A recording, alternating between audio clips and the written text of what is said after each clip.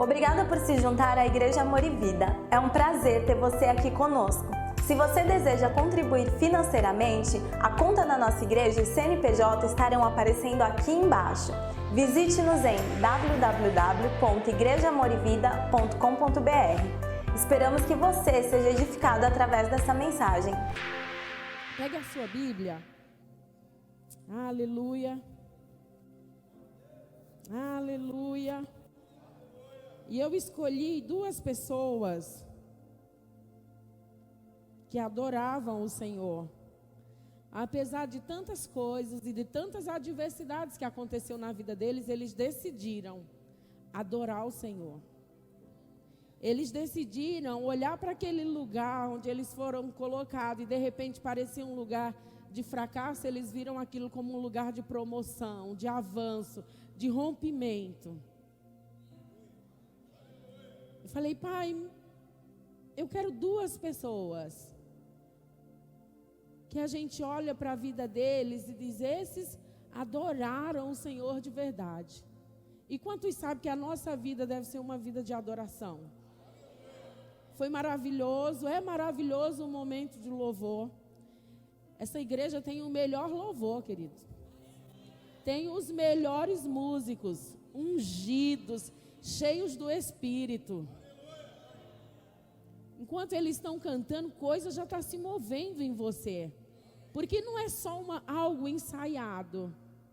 Não é só os louvores legalzinho que está na moda. Mas é algo que vem do Espírito. E no momento que eles começam, coisa já está acontecendo na nossa vida.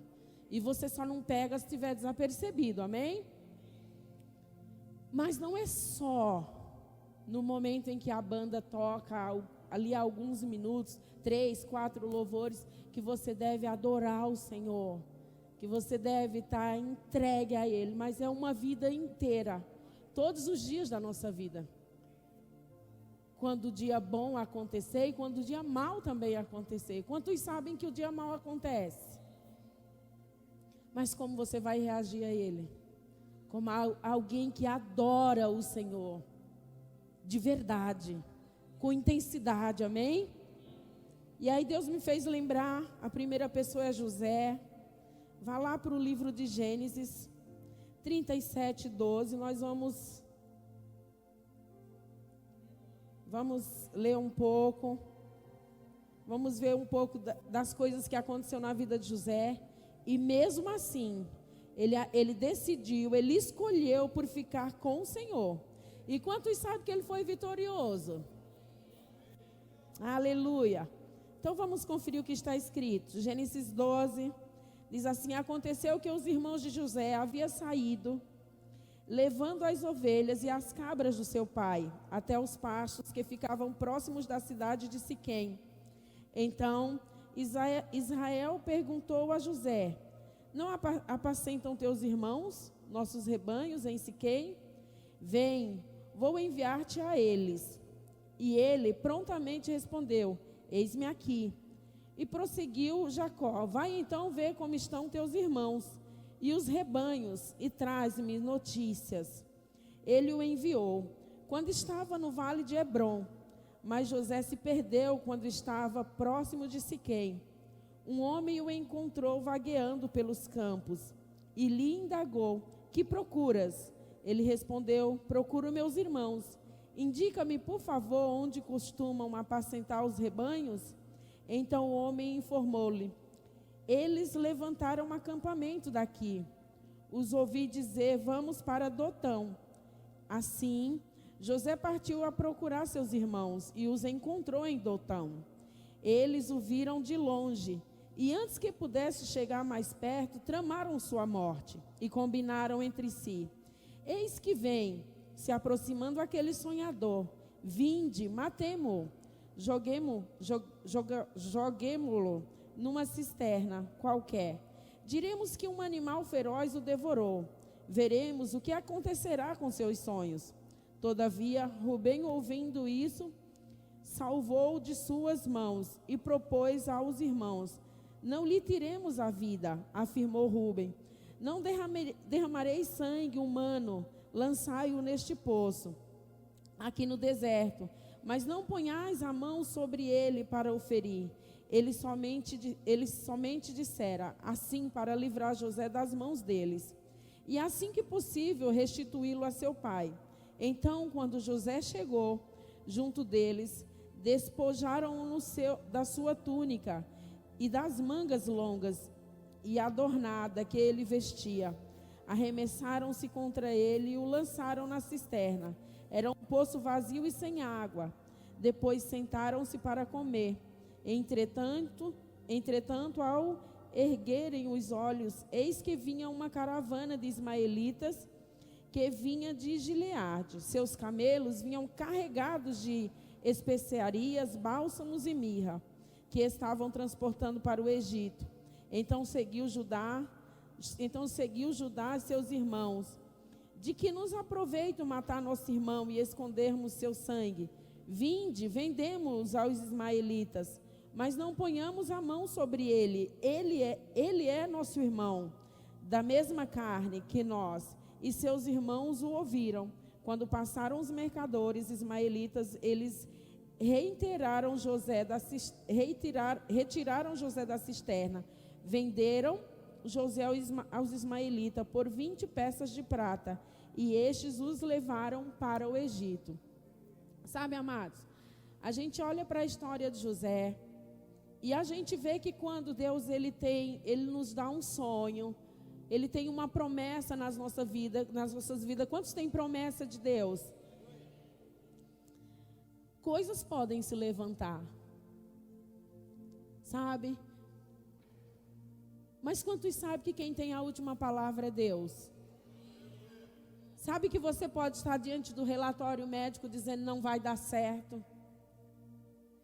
E o que você vai fazer? Você vai louvar a Deus pelo relatório do médico? Não. Porque você já sabe que aquele relatório não tem a última palavra.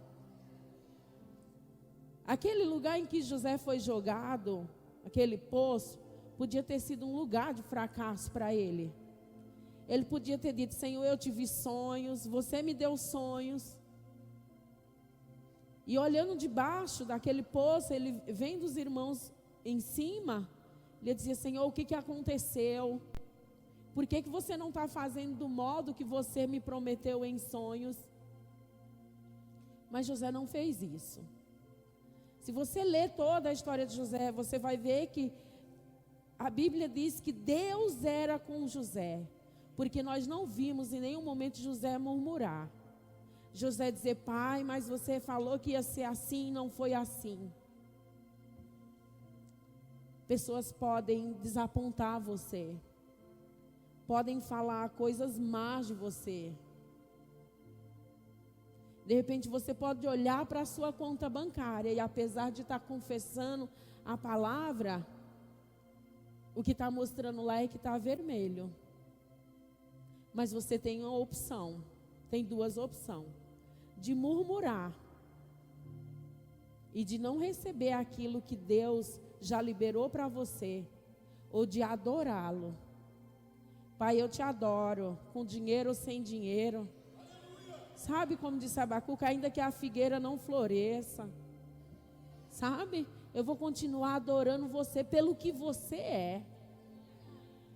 Sabe, a pastora Shirley falou uma coisa que ficou no meu coração. E havia momentos em que eu repetia aquilo sozinha na minha casa, sozinha no banho, sozinha no meu quarto. Ela disse assim: o importa é saber que eu sou dele e que ele é meu. Isso é uma grande verdade, queridos.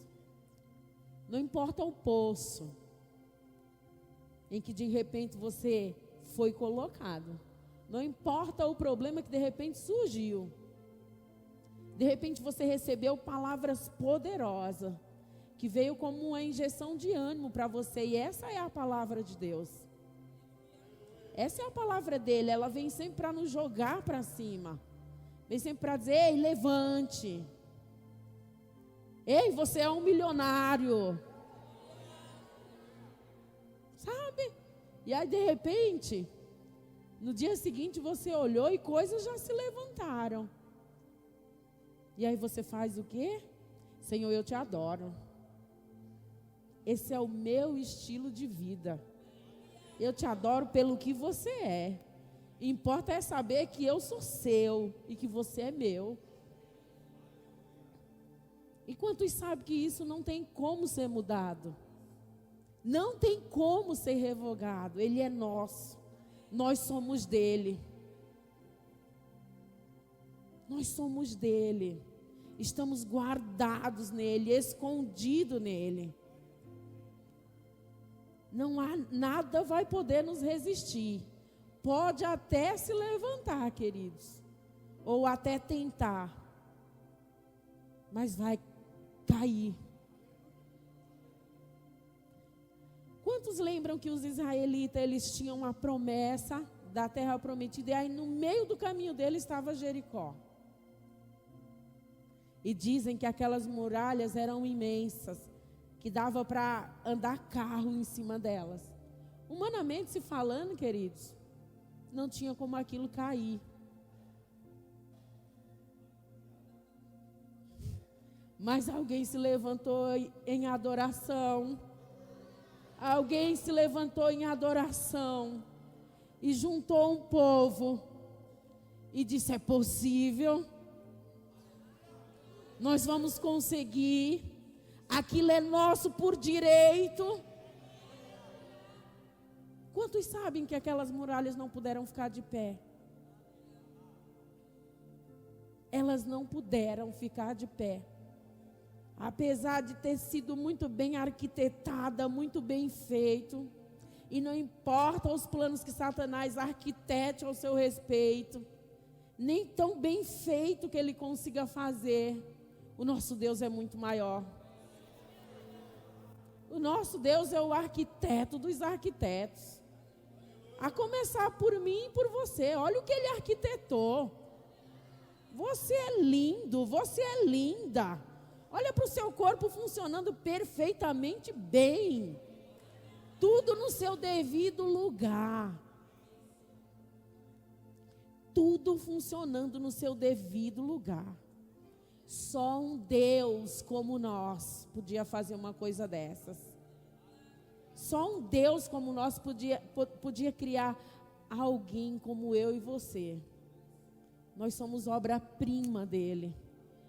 O DNA dele está impregnado em nós. E não tem como ser mudado. Nós o adoramos. Nós o adoramos. Nós te adoramos, Senhor. Nós te amamos, Senhor. Nossos olhos não estão nas circunstâncias, Deus. Não está no que deu certo, nem no que deu errado. Nossos olhos estão em você.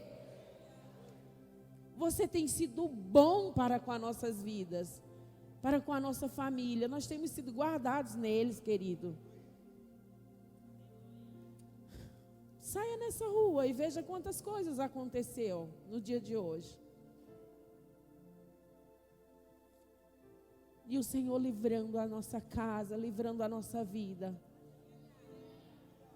Ele não quer que nada de mal nos aconteça. A palavra diz que os planos dele para nós são os melhores. Que os planos que ele tem projetado ao nosso respeito são os melhores. E nada vai poder ir contra esses planos, queridos. Absolutamente nada vai poder ir contra esses planos. Voltando a falar de José, a gente olha para todas as coisas, todas as aflições que ele passou. Quando ele foi colocado naquele lugar. Mas eu imagino José dizendo: Senhor, eu te adoro. Senhor, eu te adoro. Eu já posso ver o fim das coisas. E quantos lembram que o fim das coisas são melhores do que o começo? Não adore só quando tudo estiver bem. Porque tem pessoas que dizem: um dia eu vou andar nessa entrega. Eu convidei alguém para vir na conferência, alguém que está afastado do Senhor. Aconteceu muitas coisas e eu não quero entrar nessa questão. E a pessoa disse assim: eu olhava as fotos pela internet, eu via aqueles vídeos curtinhos, os momentos pela internet, e o meu coração estava que nem o de vocês. Sabe quando você dizia, meu coração parece que vai sair pela boca? Meu coração parece que vai sair pela boca. Eu comecei a sentir a mesma coisa, mas eu acho que eu não estou pronta para viver essas coisas. Viver esse extraordinário que vocês falam. E eu disse, por quê? Porque algumas coisas me machucaram e eu acho que eu não estou pronto. Sabe? E às vezes você conversa com pessoas que dizem, um dia eu vou andar nesse nível de adoração e de entrega. Eu sei que teve pessoas aqui que decidiu adorar o Senhor naqueles dias, e decidiu adorar o Senhor hoje, decidiu adorar o Senhor agora. Pessoas foram afrontadas. Satanás tentou trazer relatórios negativos, e pessoas disseram, eu vou para aquela conferência, nada vai me tirar dessa conferência. Eu sei, queridos. Sabe, tinha uma irmã na igreja, na quinta-feira, no primeiro dia de conferência, que estava ali no cantinho, e eu fui lá dar um abraço nela, e quer saber, eu não sabia porque eu estava indo, mas eu só fui, como um impulso, porque muitas vezes o Espírito Santo já disse para mim, vai lá e dá um abraço naquela pessoa, e eu disse, ai Senhor, isso é coisa da minha cabeça. Em seguida Deus levantou alguém e foi lá dar um abraço naquela pessoa. Porque nada vai poder contrariar os planos dele. E se chegou alguém no culto precisando de um abraço, ele mandou você ir, você não foi, ele vai levantar alguém para ir. Essa pessoa vai se sentir abraçada e acolhida por ele. Porque ele nunca deixou que alguém saísse da presença dele de mãos vazias. Toda necessidade nele foi suprida. Toda necessidade nele era suprida, era fome, ele tinha comida. Era morte, ele tinha vida para aquela pessoa. E ainda é assim. Ele tem vida e vida em abundância. E eu fui dar um abraço naquela pessoa e depois aquela pessoa veio testemunhar. Disse, tudo o que eu precisava era daquele abraço. Eu cheguei na igreja e eu vi todo mundo feliz, todo mundo cheio de expectativa pela conferência, pelo que Deus já estava fazendo. Mas o meu coração estava triste. Eu fui lá porque um irmão me presenteou. Graças a Deus pelos generosos, pelas pessoas que não estão apegadas ao dinheiro. Alguém abençoou aquela pessoa e ela disse, eu fui porque alguém me abençoou e eu queria honrar a pessoa, porque a pessoa me honrou com aquele passaporte. Mas me faltava algo. E aí de repente você vem na minha direção e você me dá aquele abraço. E eu falei, Senhor, era tudo que eu precisava. Que você possa adorá-lo a Ele com o que você tem. De repente você possa estar olhando e dizendo, mas eu não tenho nada. Você tem tudo que você precisa. Lembra que você é dele e ele é seu? Então você tem tudo que você precisa. Nós podemos fazer o melhor nessa terra.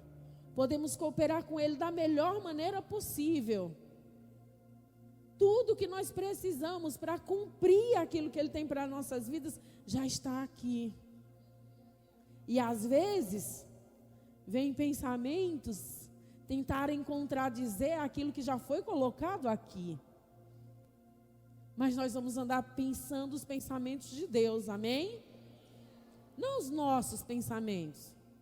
Os nossos pensamentos só são bons se estiverem alinhados com a palavra. Quantos têm se policiado nesses dias até com os pensamentos? Quantos estão carregados de temor que tem de pai? Isso não vem de você. Sai, Satanás. Eu não sou assim, eu não penso assim. Eu sou o que a Bíblia diz que eu sou. Alguém me afrontou? Mas eu não preciso devolver com a mesma moeda. Alguém prometeu e não cumpriu, o problema dele. Você não é assim, Deus. Eu sou capaz de perdoar. Eu sou capaz de render graça quando as coisas não saíram do jeito que eu gostaria que saísse. Sabe, amados? Algo poderoso foi liberado para nós nesses dias. Nós estamos em família, amém? Algo poderoso foi liberado para nós esses dias. E nós fomos tomados não só em um nível maior de poder e de unção, mas de temor. E por causa disso nós não somos mais os mesmos. Ainda tem muita coisa acontecendo no reino do Espírito. E o reino do Espírito está o tempo todo em movimento. E nós somos espirituais e por isso nós estamos o tempo todo em movimento. E até o final do ano Deus vai fazer coisas poderosas em nossas vidas. Coisas que as pessoas vão olhar e vão dizer, só pode ser Deus. Não tem como dizer que não foi Deus.